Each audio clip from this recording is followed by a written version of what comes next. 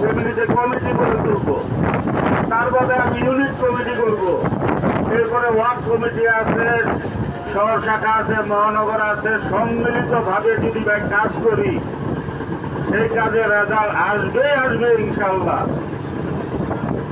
আমরা সবাই করবো তো ইনশাল্লাহ ভাই।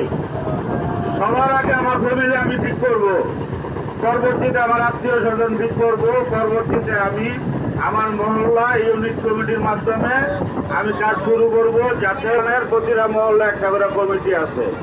সবাই সংক্ষিপ্ত, আমি আমার বক্তব্য শেষ করলাম। আসসালামু আলাইকুম ওয়া রাহমাতুল্লাহ। ধন্যবাদ আলহাজ মোহাম্মদ ফারুক হায়দার ভাইকে। এই পর্যায়ে বিশেষ অতিথির বক্তব্য নিয়ে আসবেন ইসলামী আন্দোলন বাংলাদেশ নারায়ণগঞ্জ মহানগর শাখার সংগ্রামী সাংগঠনিক সম্পাদক জনতা মাওলানা মোহাম্মদ শামসুল আলম। বক্তব্য নিয়ে আসছেন মাওলানা মোহাম্মদ শামসুল আলম।